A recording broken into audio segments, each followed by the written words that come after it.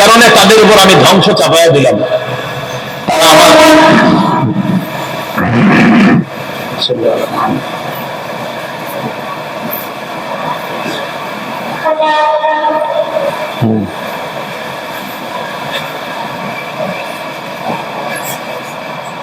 একটু আলাদা আলোচনা আছে, তো এই জন্য এটা অপেক্ষা করতে হবে, না বুঝবেন না আপনার আলোচনাটা, তাফসীর ভিত্তিক আলোচনা, একটু না শুনলে বুঝবেন না। সামুদ জাতির নিকট একজন নবী আসছে, সালেহ নবী, সালেহ আলাইহিস সালাতু ওয়াস সালাম তাদেরকে দাওয়াত দিলেন, তোমরা আল্লাহর ইবাদত করো, তিনি ছাড়া কোনো ইলাহ নাই। সামুদ জাতি জবাব দিল, কার ইবাদত? আল্লাহর ইবাদত। সামুদ জাতি বলে, আমরা তো 5 জনের ইবাদত করি। কয়জন? সালেহ নবী বললেন, কোন 5 জন? সামুদ জাতি বলল, ওয়াদ্দুন একজনের নাম, আরেকজনের নাম সুয়া, আরেকজনের নাম ইয়াগুস, আরেকজনের নাম ইয়াউক, আরেকজনের নাম নাসরুন। এই 5 খোদার ইবাদত করি আমরা। নাউজুবিল্লাহ। এই 5 জনের নাম কোরআনে আছে, 29 পারার 12 নম্বর 20টা সূরা রূহের 23 নম্বর আয়াতে আছে। وقالوا لا تذرن آلهتكم ولا تذرن ودا ولا سواعا ولا يغوث ويعوق ونسرا وقد أضلوا كثيرا ولا تزد الظالمين إلا ضلالا। 5টা মূর্তির নাম কোরআনে আছে। এই 5 জনের ইবাদত করে সামুদ জাতি। সালেহ নবী বললেন, এক আল্লাহর ইবাদত করো। সামুদ জাতি জবাব দেয়, না, আমরা 5 জন খোদার ইবাদত করি। সালেহ নবী বললেন, না, আল্লাহ একজন। সামুদ জাতি বলে, আমাদের দাবি হলো খোদা 5 জন। এবার সামুদ জাতি সালেহ নবীকে বললেন, ও সালেহ পয়গম্বর, চ্যালেঞ্জ দিবানি? কি চ্যালেঞ্জ? তুমি তোমার আল্লাহকে ডাকবা, আমরা আমার 5 জন খোদাকে ডাকবো। আমাদের 5 মূর্তি যদি আমাদের ডাকে সাড়া দেয়, তুমি আমাদের দলে চলে আসবা। আর তোমার আল্লাহ যদি তোমার ডাকে সাড়া দেয়, আমরা তোমার দলে চলে যাব। সালেহ নবী বললেন, চ্যালেঞ্জ গ্রহণ করা হলো। কি করা হলো? চ্যালেঞ্জ গ্রহণ করা হলো। কোথায়? আমাদের একটা বড় বাজার হয়, বড় মেলা বসে, মেলার মধ্যে সামুদ জাতির টার্গেট হলো মেলায় নিয়ে নবীর একটা অপমান করবে সবার সামনে, মানুষ বেশি হবে মেলায়। সালেহ নবী গেলেন। সামুদ জাতির কথা হলো, আমরা জানি আমরা 5 খোদারে ডাকলেও শুনবে না, এটা এরা ভালো করেই জানে।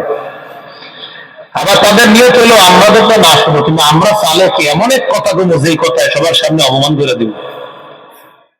সালেহ নবী বাজারে গেলেন। যাওয়ার পর সামুদ জাতিকে সালেহ নবী বললেন, তোমরা আগে ডাকো। সামুদ জাতি তাদের 5 খোদাকে ডাকছে, ডাকার পর তারা তাদের ডাকে সাড়া দেয় না। এবার সামুদ জাতি পরামর্শ করে বলল, সালেহকে বলি ডাক দিতে। সালেহ নবী বললেন, আমি এখন আল্লাহকে যা বলবো আল্লাহ সেটাই মঞ্জুর করে নগদ আমার কথা মঞ্জুর করবে।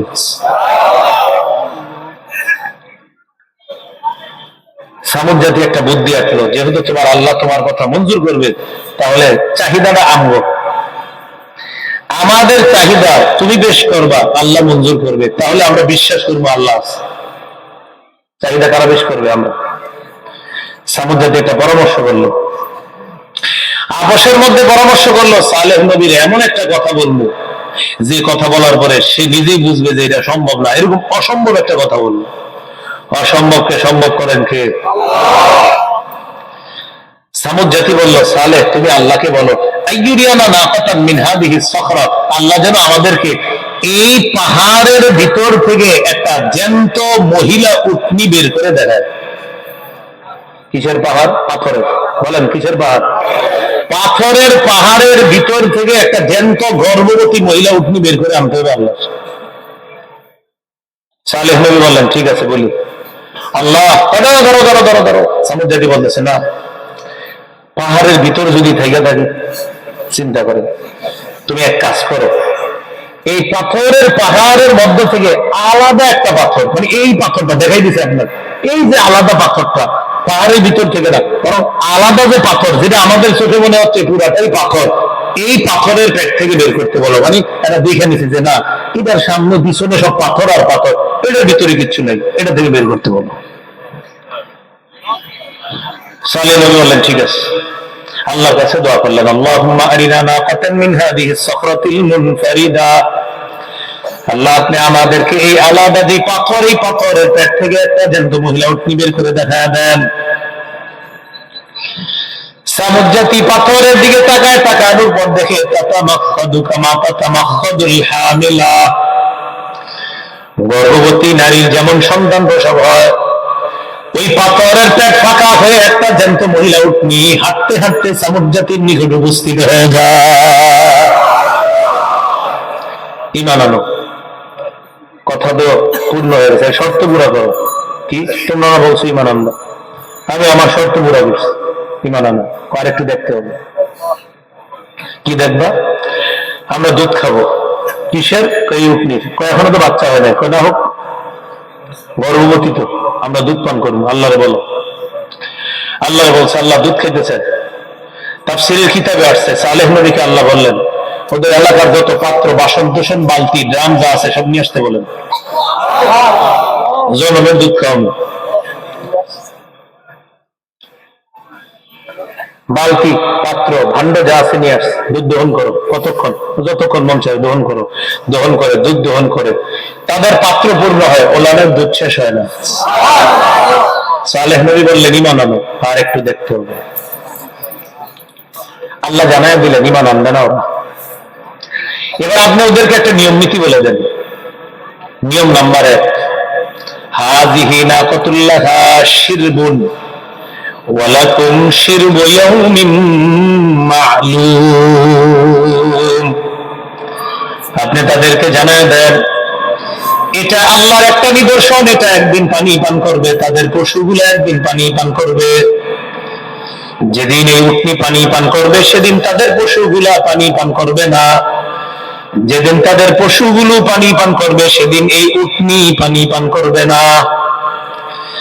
সালেহ নবী সামুদ জাতিকে জানায় দিল, ও সামুদ জাতি, তোমরা তোমাদের পশুগুলাকে একদিন পানি পান করাবা, এই উটনি একদিন পানি পান করবে, সাবধান, উটনির গায়ে কেউ খারাপ ভাবে টাচ করবা না। আল্লাহ জানায় দিলেন ওয়ালা তামাসসুহা বিসুইন, উটনির গায়ে কেউ টাচ করবা না, যদি করো ফায়াখুযাকুম আযাবুন করিব, নিকটবর্তী আযাব তোমাদেরকে পাকড়াও করবে। 19 নম্বর পারায় আছে ফায়াখুযাকুম আযাবু ইয়াউমিন আযীম, কঠিন দিনের আযাব তোমাদেরকে পাকড়াও করবে। আর 12 নম্বর পারায় আযাবুন করিব, নিকটবর্তী আযাব তোমাদের উপর চলে আসবে। মানে আযাবটা আইসা গেছে, কিন্তু ঝামেলা করবে, চলে আসবে। এলে 1 নম্বর নিয়ম, পানি পান করবে একদিন এটা, আর তোমাদের পশুগুলো একদিন, সাবধান, ঝামেলা করবে না। এখন ঘটনা কি হয়েছে আপনার, এই পশু যেদিন পানি পান করে, পুরা গোষ্ঠীর পশু পানি পান যা করে এটা একাই সব পান করে, তো একদিনে সব সাফার করে ফেলে, শেষ করে। এখন এরা এসে ধরে, পশু তো সহায় হয়েছে সব, টেনশন করো না, আবার আগামীকাল হইতে হইতে আল্লাহ পুরাটা পূর্ণ করে দিবে। এইভাবে চলছে। এই হলো 1 নম্বর নিয়ম। নিয়ম নাম্বার 2, সালেহ তাদেরকে আপনি জানায় দেন, এটা 8 নম্বর পারা আছে, 18-20টার শেষের দিকে আছে, হাযিহি নাকাতুল্লাহি লাকুম আয়া, এটা আল্লাহর উটনি, এটা তোমাদের জন্য একটা নিদর্শন। ফাযারুহা তাকুল ফি আরদিল্লাহ, এটা জমিনের মধ্যে ছেড়ে দাও, এটা বিন্দাস চলাফেরা করবে আর খাবে, স্বাধীনভাবে এটা খাবার খাবে, এটার গায়ে কেউ টাচ করবে না। তাহলে একটা হলো পানি পান করার সময় তোমাদের গুলা পানি পান করবে না, আর এটা যখন জমিনে চলবে স্বাধীনভাবে চলাফেরা করবে, যেখান থেকে মন চায় জমিনে সে খাবে। ওয়ালা তামাসসুহা বিসুইন, এটার গায়ে কেউ টাচ করবে না। এখানে কি আছে জানেন, ফায়াখুযাকুম আযাবুন আলীম, তোমাদের কাছে যন্ত্রণাদায়ক শাস্তি আসবে। মনে রাখবেন আল্লাহ 3টা কথা বলছে, আযাবুন আলীম, আযাবুন করিব, আযাবু ইয়াউমিন আযীম, যন্ত্রণাদায়ক শাস্তি, নিকটবর্তী শাস্তি, কঠিন দিনের শাস্তি, এই 3টা শাস্তির কথা বলছে। সামুদ জাতি এই কথা শোনার পর চিন্তা করলো, যেহেতু এটার গায়ে টাচ করা নিষেধ, তার মানে টাচ করতে হবে। কি করা নিষেধ? এই জন্য কি করতে হবে, মানে আল্লাহ নাফরমানি করতে হবে।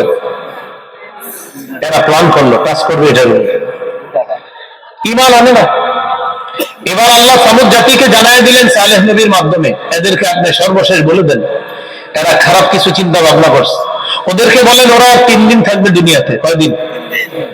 তামাত্তাউ ফি দারিকুম সালাসাতা আইয়াম, আর 3 দিন বসবাস করো, উপভোগ করো দুনিয়াতে, আর 3 দিন থাকবা তোমাদের ঘরে, আর 3 দিন উপভোগ করে দাও। আল্লাহর ওয়াদা এসে গেছে, যালিকা ওয়াদুন গায়রু মাকযুব, আল্লাহর ওয়াদা মিথ্যা হবার না, এসে যাবে। কয়দিন? তবে তোমাদের জন্য আমি একটা সহজ করে দিতে পারি। সালেহ নবী বললেন কি, হঠাৎ একদিন ঘুম থেকে উঠে দেখবা চেহারাটা পিত বর্ণ হয়েছে, পিত বর্ণ, কি কালার? দ্বিতীয় দিন উঠে দেখবা চেহারাটা হয়ে গেছে লাল, তৃতীয় দিন দেখবা চেহারাটা হয়ে গেছে কালো। এই যেদিন দেখবা চেহারা কালো, বুঝবা গজব এসে গেছে। সামুদ জাতিকে জানায় দিস। জানায় দেওয়ার পর সামুদ জাতির মেজাজ খারাপ। কেন খারাপ জানেননি? যে আমগুলো গজব কেন আসবে, বুঝেন নাই? আরে মেজাজ খারাপ কেন? এখন কথা হইলো গজব কেন আসবে? গজব আসবে এই কারণে যে ওই উটনির সাথে আমরা একটু ঝামেলা করার চেষ্টা করছিলাম, তার মানে এই কারণে গজব আসবে। তাহলে উটনিটা ছাড়বো না। এক ব্যক্তি নাম হলো কুদার। কি নাম? তাফসীরে জালালে তার নাম লেখছে কুদার। এই কুদার নামক ব্যক্তি কি করছে? উটনি যেদিন পানি পান করে, বলেন তো উটনি কি সামান্য পানি পান করে না? সব।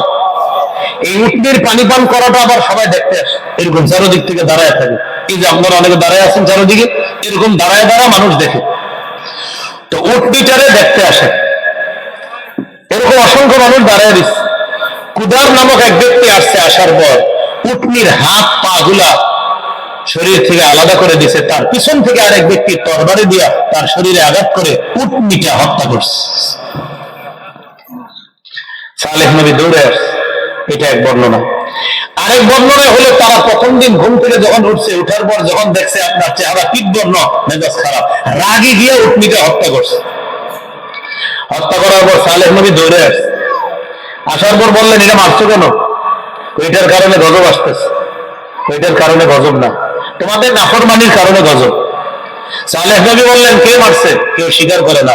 নবী জানায়া দিলেন, আল্লাহ কিন্তু আমারে জানায়া দিবে, মনে রাখবা। এবার মেজাজ আরো খারাপ। কেন?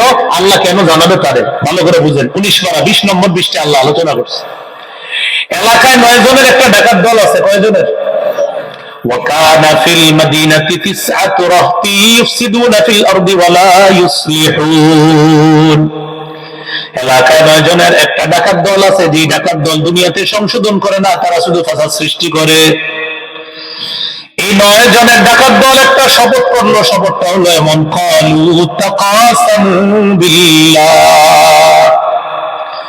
9 জনের ডাকাত শপথ করে বলল, লানুবাইয়িতান্নাহু ওয়া আহলা। সালেহ নবীকে আল্লাহ তাআলা আজকে রাতে ব্যাপারটা জানানোর আগে নবীকে আমরা হত্যা করে দুনিয়া থেকে বিদায় করে দিব। মানে নবী কেন আমাদের ব্যাপারে জেনে ফেলবে? ওই হত্যাকারী ওই 9 ডাকাতের মধ্যে আছে, 9 ডাকাতের দোস্ত হত্যাকারী। এই জন্য 9 ডাকাত প্ল্যান করলো হত্যার ব্যাপারটা নবী জানার আগে আজকে রাতে নবীরই শেষ করে দিন। যে ভাবনা সেই কাজ। কিভাবে? রাতের বেলা নবীর বাড়ির সামনে পাহাড় আছে, পাহাড়ের পিছনে লুকায় থাকবো, নবী যখন ইবাদত করতে উঠবে তখন হামলা চালাবো। 9 ডাকাত নবীর সামনে, বাড়ির সামনে পাহাড়ের পিছনে লুকায় রয়েছে। সালেহ আলাইহিস সালাম ইবাদত বন্দেগী করার জন্য উঠছে রাতের বেলা। এই 9 ডাকাত নবীর উপর হামলা চালাইছে। কে যেন পাল্টা তাদের উপর হামলা চালাইছে। কি রে, কে হামলা চালায়? কাউরে দেখা যায় না। দ্বিতীয়বার আবার হামলা চালাইছে। দ্বিতীয়বার কে যেন পাল্টা হামলা চালাইছে, কাউরে দেখা যায় না। 3 নাম্বার বার মেজাজ খারাপ, যে এবার ফাইনাল আক্রমণ করবো। সালেহ নবীর উপর তৃতীয়বার ফাইনাল আক্রমণ করছে। কে যেন ফাইনাল আক্রমণ করে এদেরকে শেষ করে দিচ্ছে। আল্লাহ তাআলা বলেন, ওয়া মাকারু মাকরা, তারা চক্রান্ত করলো নবীকে হত্যা করবে। ওয়া মাকারনা মাকরা ওয়া হুম লা ইয়াশউরুন, আমি আল্লাহ তাদের চক্রান্তের সমুচিত জবাব দিয়ে দিলাম। 9 জন মার্ডার হওয়ার পর এবার তাদের দ্বিতীয় রাত শেষ। মনে আসেনি রাত কয়টা? দ্বিতীয় রাত হওয়ার পর দেখে চেহারা লাল, মেজাজ আরো খারাপ। এদিকে 9 ডাকাত খুঁজে পাওয়া যাচ্ছে না। পরিবাররা খুঁজতে লাগলো কোথায় গেল। দেখবেন আমাদের দেশে চোর চুরি করে যদি বাড়িতে না আসে, পরিবার গিয়ে পরের দিন খোঁজে থানায়, পুকুরের পাড়ে গিয়ে খোঁজে কেউ পিঠে ডুডে বাইন্দা রাখছে কিনা গাছের সাথে। দেশ গ্রামে, শহরের হালাত জানি না, শহরে হয়তো থানায় খোঁজে। পরিবার খুঁজতে লাগলো, বই গেল। যাইতে যাইতে এক জায়গায় গিয়ে শুনে গত রাতে দেখেছিলাম তাদেরকে এদিকে যায়। তারা ওই রাস্তা ধরতে ধরতে গেল, গিয়ে দেখে রাস্তার শেষ মাথায় সালেহ আলাইহিস সালাতু ওয়াস সালামের বাড়ি। এটা সামনে খুঁজতেছে, সামনে একটা পাহাড়, পাহাড়ের পিছনে 9 জনের লাশ, কিল, সবগুলা হত্যা করা হয়েছে। কে মার্ডার করলো? আপনারা বুদ্ধি খাটায় বলেন। সন্দেহটা তারা সর্বপ্রথম কাকে করবে? মাশাআল্লাহ, তার মানে ওয়াজ বুঝতেছেন। আপনারা যেটা বলছেন সেটাই হলো। 9 জনের পরিবার। সালেহ নবী কি বললেন? সালেহ, আপনি কি নিশ্চিত হয়েছেন উটনি রেখে হত্যা করছে? কেন এই কথা বলতেছেন? আপনি তো সন্দেহ করে 9টা মানুষে মারছেন। ওই উটনি হত্যাকারীর ব্যাপারে সালেহ নবী না জানায় গেছে, আল্লাহ জানায় দিবে। এবার 9 জনের পরিবার বলতেছে, আপনি তো নিশ্চিত না উটনিকে কে হত্যা করছে? আপনি নিশ্চিত না হয়ে আমাদের 9 জন সন্তান আপনি হত্যা করলেন, এই হত্যার বদলা আমরা নিব, আপনাকে ছাড়বো না আমরা। কারে বলছে? সালেহ নবী বলেন, এই শোনো, এত কথা বললো না, তোমাদের এই 9 মার্ডারের কথাও আল্লাহ আমারে জানাবে, আর ডাকাত যে ওই উটনি হত্যা করছে ওটাও আল্লাহ আমারে জানাবে। এবার আল্লাহ জানায় দিল, সালেহ নবী, এরা আপনাকে মারার প্ল্যান করছিল, আমি প্ল্যানকে নস্যাৎ করে দিয়েছি। প্রথমে হামলা চালাইছে, অমাকারনা মাকরা, আল্লাহ বলেন, আমি তাদের চক্রান্তের জবাব কেমনে দিছি জানেন? ফেরেশতা দিয়ে প্রতিহত করছি। দ্বিতীয়বার হামলা চালাইছে, দ্বিতীয়বারও কিছু করি নেই, প্রতিহত করছে। তৃতীয়বার আপনাকে মেরেই ফেলবে, আমিও মেরেই ফেললাম ফেরেশতা দিয়ে। কেমন? অহুম লা ইয়াশউরুন। নবী সালেহ, এরা বুঝতেও পারে নাই আমি যেগুলোর মেরে ফেলছি। সুবহানাল্লাহ। অহুম লা ইয়াশউরুনের অনুবাদ হলো এরা বুঝতেও পারে নাই। এই হলো ঘটনা। আছে আর কয়দিন? একদিন। এটা বেশিরভাগ মুফাসসিরিনে কেরামের অভিমত। আর অনেকের অভিমত হলো না, এই 3 দিন, এই 3 দিনের ঘটনার আগে এই হত্যাকাণ্ডের ঘটনা, মানে 3 রাতের ঘটনার আগে। আর কেউ কেউ লেখছেন না, এই 3 রাতের মধ্যে ঘটনাগুলো ঘটতেছে। কেন? চেহারা পরিবর্তন, এদের মেজাজে খারাপ। এবার তৃতীয় রাত, সালেহ নবী বললেন, এত কথা কেউ না, আর 1 রাত। ওই রাত থেকে তারা যখন ঘুমাইলো, রাতে ঘুম থেকে ওঠার পর দেখে ইসওয়াদ্দাত উজুহুহুম, তাদের চেহারা কালো। সালেহ নবী বললেন, গজব আইসা গেছে, অপেক্ষা করো আর একটু। এবার তারা হঠাৎ দেখে একটা ঠান্ডা বাতাস। এই বাতাস দেখার পর সামুদ জাতি কয়, এটা তো আমাদের জন্য স্বস্তির কারণ। সালেহ নবী বললেন, একটু পরে বুঝবা। হঠাৎ একটা বিকট আওয়াজ। বলেন কি আওয়াজ? এই বিকট আওয়াজ এত ভয়ঙ্কর ছিল, পাশাপাশি ভূমিকম্প। তাহলে আওয়াজ, ভূমিকম্প। বলেন আওয়াজ। এবার মনে রাখবেন, সামুদ জাতিকে আল্লাহ 2 গজব দিয়ে ধ্বংস করছে, একটা হলো আওয়াজ আর একটা ভূমিকম্প। আল্লাহ দুটোই কোরআনে বলছে। ফাআখাযাতহুমুর রাজফা, রাজফা মানে ভূমিকম্প, তাদেরকে পাকড়াও করলো ভূমিকম্প। আরেক জায়গায় বলছে ফাআখাযাতহুমুস সাইহা, তাদেরকে বিকট আওয়াজ পাকড়াও করলো। এই বিকট আওয়াজ ছিল জিবরিল আমিনের আওয়াজ। আওয়াজ এবং ভূমিকম্প উভয়টা একসাথে পাকড়াও করে সামুদ জাতিকে তছনছ করে দিছে। আল্লাহ রাব্বুল আলামিন বলেন, এমন করে দিলাম কাল্লাম ইয়াগনাউ ফিহা। নবী, সামুদ জাতির এলাকাটা যদি আপনি দেখতেন, দেখলে আপনার কাছে মনে হইতো যেন একটু আগে এখানে কেউ বসবাস করে নাই, অথচ একটু আগে সামুদ জাতি দুনিয়াতে ছিল। কিন্তু একটু পরেই যদি আপনি দেখতেন, দেখলে মনে হবে কি জানেন? ফাসবাহু লা ইউরা ইল্লা মাসাকিনুহুম, তাদের ঘরগুলো ঠিকই আছে কিন্তু ওরা একটাও নাই। আপনার দেখলে মনে হবে কি ব্যাপার, এই ঘরে কি কেউ ছিল না? আল্লাহ বলে, হাবিব, একটু আগেই ছিল। বলেন, কেউ কি ছিল না? উত্তর কি, একটু আগেই। কিন্তু আপনি যদি ঘরগুলো দেখতেন, দেখলে আপনার মনে হইতো যে এখানে মনে হয় কোনোদিন কেউ ছিল না। আল্লাহ বলে, হাবিব, না না, একটু আগেই ছিল, আমি এগুলোর ধ্বংস করে দিচ্ছি। হাবিব, আপনি কি এটা দেখেন নাই? না না, আপনি দেখেন নাই, আপনি তো ছিলেন না। আমি আল্লাহ আপনাকে জানায় দিলাম, আপনি আপনার উম্মতকে বিষয়গুলো জানায় দিলেন। এবার আসেন 3 নাম্বার, وفرعون ذي الأوتاد الذين طغوا في البلاد। নবী, আপনি কি দেখেন নাই আপনার রব পেরেকওয়ালা ফেরাউনের সাথে কেমন আচরণ করেছে? পেরেকওয়ালা ফেরাউন। বলেন কি ওয়ালা ফেরাউন? ফেরাউনকে আল্লাহ পেরেকওয়ালা বললেন। পেরেক দ্বারা উদ্দেশ্য এখানে কমপক্ষে 4টা পেরেক। ফেরাউন যখন কাউকে পেরেক দিয়ে শাস্তি দিত, কমপক্ষে 4টা পেরেক বসাইতো, 2 হাতে 2টা, 2 পায়ের মধ্যে 2টা। এরকম শাস্তি 2 জন মহিলারও দিছে। একজন তার মেয়ের খাদেমা, আরেকজন তার স্ত্রী আসিয়া। এই দুইজনকে সে এইভাবে পেরেক বসায়া শাস্তি দিচ্ছে। তার স্ত্রী আসিয়াকে যেদিন পেরেক বসাইছে দুই হাতে দুই পায়ে, তার দোস্ত দুইজন হামান আর কারুনের সাথে গিয়ে ফেরাউন সাক্ষাৎ করছে।